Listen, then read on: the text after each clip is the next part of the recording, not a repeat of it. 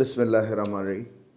Attendance management system जो अल्लामा Iqbal open university के लिए डिजिटल ऐप डिज़ाइन किया गया है, जो कि एंड्रॉयड डिवाइसेस पे रन करता है, जिसका पर्पस एग्जामिनेशन सेंटर्स में डिजिटल अटेंडेंस ग्रैब करना है। तो इसके ऑपरेशंस और फीचर्स के बारे में एक छोटा सा ब्रीफ वीडियो है, ये आइए देखते हैं।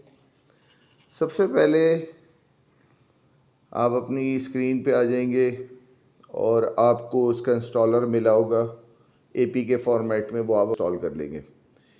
इसके यूज़र्स और पासवर्ड्स क्रिएट कर दिए गए हैं जो कि आपके सेंटर से लॉगिन है। इस सिलसिले में आपका CNIC जो है वो आपका यूज़र है और इनिशियली वही आपका पासवर्ड है। ये अब हम लॉगिन करने जा रहे हैं स्क्रीन पर अपनी।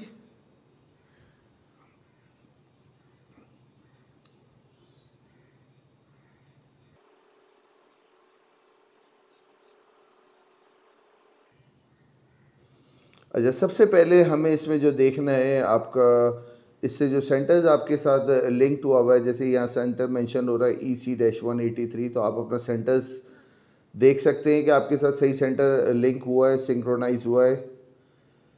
देन आपके पास इसमें एक ऑप्शन है चेंज पासवर्ड का भी, जिसको अगर आप यूटिलाइज़ करना चाहें तो यूज़ कर सकते हैं। Back to our app. अच्छा जी, अब ये हमारे पास सेंटर है। सबसे पहला काम लॉगिन करने के बाद जो आप इस पर करेंगे वो है फैच एनरोलमेंट डाटा, जो कि आपके पास थर्ड ऑप्शन दिख रहा है, फैच एनरोलमेंट डाटा। इससे ये होगा कि जो अपकमिंग एग्ज़ाम होगा नेक्स्ट डे, जो अपकमिंग विद इन 24 आवर्स में जो एग्ज़ाम होगा, उसका डाटा आपके मोबाइल पे ऑफलाइन फॉर्मेट में आ जाएगा। अब यह हमने सिंक कर लिया है। यूजुअली आपका जो अपकमिंग एग्ज़ाम होगा उसके ये नंबर्स जो होंगे वो डिफरेंट होंगे, आपने यह सिंक कर लेना है।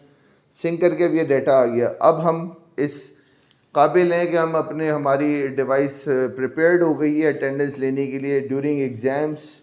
अब आप सबसे पहला काम क्या करेंगे, जो QR अटेंडेंस का ऑप्शन है वो सेलेक्ट कर लेंगे। अब आपने एडमिट कार्ड सबसे पहले स्कैन करना है। अब देखें, इसका सारा मेरे पास ये डाटा आ चुका है।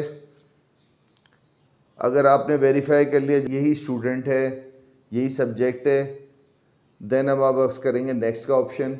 नेक्स्ट में अब हम क्या करेंगे, हमारे पास ये डिजिटल कॉपी है, डिजिटल कॉपी को हमने ये वाला बारकोड स्कैन कर लिया। अब इसने हमें ये स्टेटस एक दिखा दिया है कि सक्सेसफुली स्कैन हो गया। अब आप इसको पोस्ट कर सकते हैं। ओके, ठीक है, ये वो अपने कॉपी।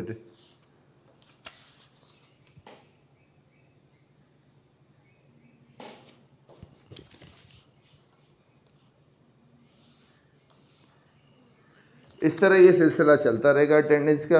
अब ये अटेंडेंस लगाने के बाद आप एग्ज़ाम के एंड में या डे एंड पे आप उसको इस तरह व्यू लोकल अटेंडेंस में देखेंगे। इस तरह ये पूरी लिस्ट आपके पास आ जाएगी।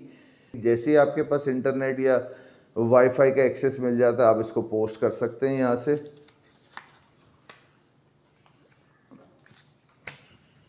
ये हम इसको पोस्ट कर देते हैं।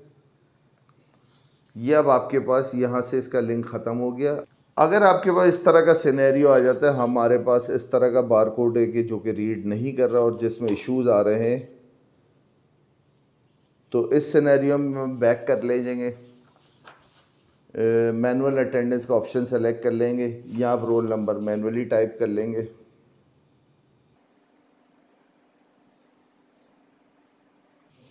और देन इसको जो कॉपी नंबर आप अलॉट कर रहे हैं 240167804804।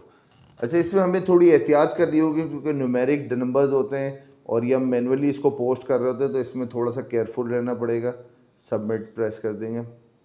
दूसरे सिनेरियो में अभी हमने बात करी है, ये BSODL के लिए एग्ज़ाम्स जो होंगे वो डिजिटल कॉपीज़ में होंगे। वो इस तरह की कॉपीज़ होंगी जो कि ई-मार्किंग में यूज़ होंगी।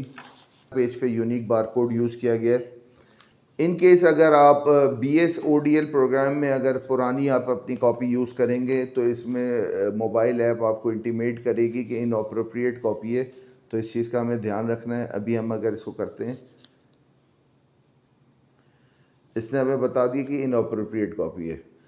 तो ये बिल्ट इन फंक्शन इसमें किया गया है कि अगर BSODL के प्रोग्राम होंगे तो उसमें आपके पास डिजिटल कॉपी ही सिर्फ स्कैन होगी।